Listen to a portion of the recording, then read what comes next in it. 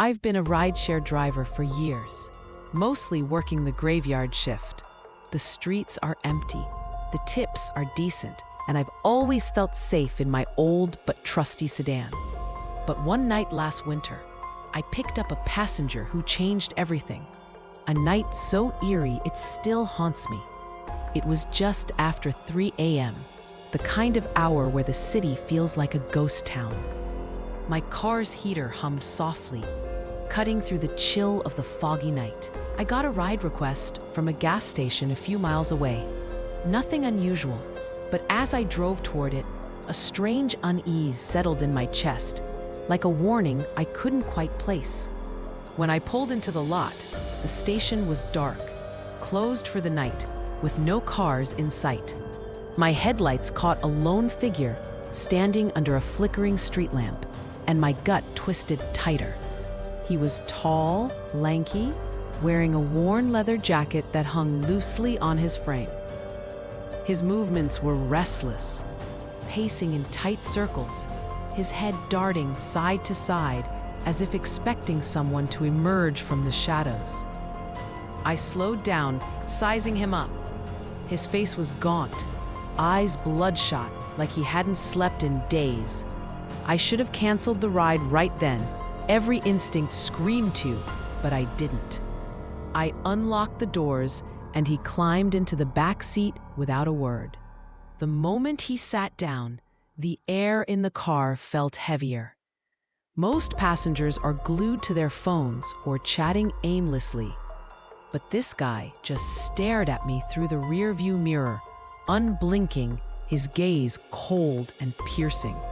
I tried to shake it off, turning on the radio to fill the silence with some late-night talk show. "Turn that off," he snapped, his voice low and gravelly, like he'd smoked a pack a day for decades. Startled, I fumbled with the dial, shutting it off, my hands tightening on the wheel. We drove in silence for a few minutes, the only sound the hum of the engine and the occasional creak of my old car. I kept my eyes on the road, but his stare burned into me. Then, out of nowhere, he spoke. "You ever pick up someone you wish you hadn't?" His question landed like a punch. I forced a laugh, mumbling, "Hope not," trying to keep things light. He didn't laugh. Instead, he leaned back, muttering something under his breath I couldn't catch. Then he started talking. His words slurred, about how he used to drive for a rival app. Said he quit after some kids trashed his car. His voice had an edge, and when I glanced in the mirror, he was smiling. A slow, unsettling grin that didn't match the story. "Funny, isn't it?" he said. "How much trust you put in someone sitting right behind you." My pulse spiked. His words felt like a veiled threat, and I regretted not canceling the ride. The GPS showed we were still 10 minutes from his drop-off, a seedy part of town with boarded-up shops and broken streetlights. I focused on the route, trying to ignore the way my heart pounded. He kept talking, a rambling mix of nonsense.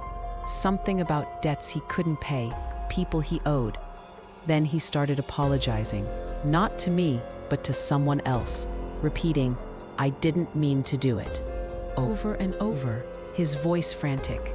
I stayed silent, afraid to engage, my mind racing with what he might have done. 5 minutes from the destination, he suddenly shouted, "You missed the turn!" I hadn't. The GPS was clear, but his voice was so sharp I hit the brakes hard, pulling over. My hands shook as I shifted into park. Headlights appeared behind us, slow and deliberate. A police cruiser. Its spotlight swept over my car, and I saw him duck low in the back seat, pressing himself flat, eyes squeezed shut. I held my breath, praying the cop would stop, but the cruiser rolled past. The guy stayed down for what felt like forever, then slowly sat up. "You got lucky," he muttered, before bolting out the door and vanishing into the night. I ended my shift early, too rattled to keep driving. A week later, I saw a news report about a gas station robbery just blocks from where I'd picked him up. The suspect's description matched him perfectly. Tall, leather jacket, gaunt. My stomach churned. I'd had a criminal in my car. Someone who could have hurt me. I haven't reported it yet. I've got my reasons for avoiding the cops, but I've got a dash cam now, and I'm a lot pickier about who gets in my car. The city was too loud, too chaotic. After a breakdown that left me flinching at every honk or shout, I needed escape. My doctor called it phonophobia, a rare condition where sounds hit like physical blows, a constant prickling in my chest. 2 years ago, I found a cabin in the remote woods of Maine, far from any noise. No neighbors, no traffic, just silence. It was perfect. The cabin was sturdy, with cedar walls and a stone hearth, smelling of damp earth and old wood. For the first time in years, I could breathe. A week in, there was a knock at the door. No doorbell, just 3 sharp raps that cut through the quiet. I opened it to find a woman, maybe 70, with wiry gray hair and eyes like ice. She called herself Agnes and handed me a jar of homemade jam, her grip firm, almost insistent. "Keep your doors locked, your fire lit, and your knife sharp," she said, her voice flat, like she was reading from a script. It wasn't friendly advice. It felt like a warning. She lingered on my porch, staring, until I shut the door. I heard her footsteps crunch away only after a long pause. That night, a storm rolled in, rare for these parts. Thunder rumbled, but it didn't bother me like city noise did. I lit a fire, curled up with a book, and let the rain's rhythm soothe me. Hours later, a pounding at the door jolted me upright, my chest tingling with that old familiar dread. It was Agnes, drenched, clutching a lantern. "Someone's by your shed," she said, her eyes flicking to the trees. I grabbed a flashlight, scanned the darkness, but saw nothing but rain and shadows. She left without another word, disappearing down the muddy path. Her story didn't add up. Her cabin was a 15-minute hike away. How could she have seen anyone near my shed? Was she out here in the storm? I locked every bolt, sat by the fire, and waited out the rain, unease creeping in. Around 2 a.m., a sharp crack outside my window snapped me awake. A branch, I told myself, but when I peeked out, there was Agnes, standing at the woodline, motionless, staring into the dark. I ducked before she saw me, my heart racing. Why was she here? Was she lying? I didn't sleep. At dawn, another knock, soft, deliberate. I crept to the window. It wasn't Agnes. A man, broad-shouldered, with a shaved head and a thick beard, stood on my porch. My chest tightened. I slipped into the bathroom, locked the door, and called 911. As I whispered to the operator, the front door shook with heavy blows, like someone was trying to break it down. Glass shattered, wood splintered. I crouched, silent, certain I was done for. Then, nothing. Silence. The man was gone when the police arrived.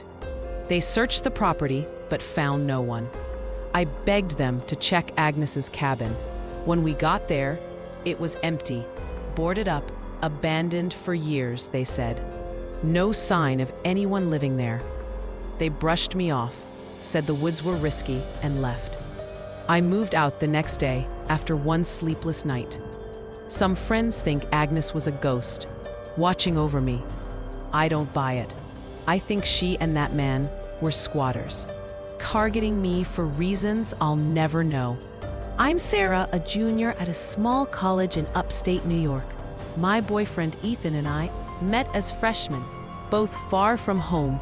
Me from rural Pennsylvania, him from a small town in Ohio. We bonded over being outsiders in a sea of locals. Every winter break, We drive from my family's farm to his, a 4-hour trek through back roads, just the two of us and our favorite indie playlist. It's our tradition, a quiet escape under starlit skies, singing off-key and laughing until our sides ache. Last December, we left my place at 1 a.m. after a cozy Christmas Eve with my family. Snow dusted the road, and the world felt still, ours alone. Everything was perfect until my phone rang, an unknown number flashing on the screen. I ignored it. Probably a scam. Ethan chuckled, joking about telemarketers working holidays. Then it rang again. Same number. I let it go to voicemail, but when it rang a third time, I grabbed it, ready to snap. "Hello?" I said, sharp and annoyed. Silence, then static, faint and crackling. A woman's voice cut through. "Sarah." My name spoken like she knew me. I froze, nearly dropping the phone. She kept talking, my address, my major. Details about my life no stranger should know. Ethan's eyes widened as I gripped the wheel, my skin prickling. "Who is this?" I managed, voice steady despite the fear. "I'm not here for you," she said, pausing. "I'm here for Ethan." His name hit like a blade. His face paled, mirroring mine. I stammered, "You've got the wrong number." But she laughed, low and cold. "He's right there, isn't he?" I pulled over, hands trembling. Ethan snatched the phone, ending the call before I could react. I yelled, demanding why he'd hung up.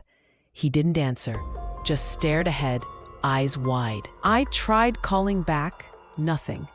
Dead air. Ethan urged me to drive, his voice tight. I did, but the silence between us was heavy. I'd caught him in small lies before.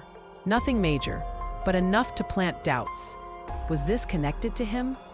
The rest of the drive, we didn't speak. No music, just the hum of the engine and my racing thoughts. Who was she? How did she know me? Only our families knew our plans. No one else. We reached Ethan's place, but the unease lingered. A month later, I'm still jumping at every call, waiting for her voice again. Ethan swears he's as lost as I am, but I can't shake the feeling he knows more than he's saying.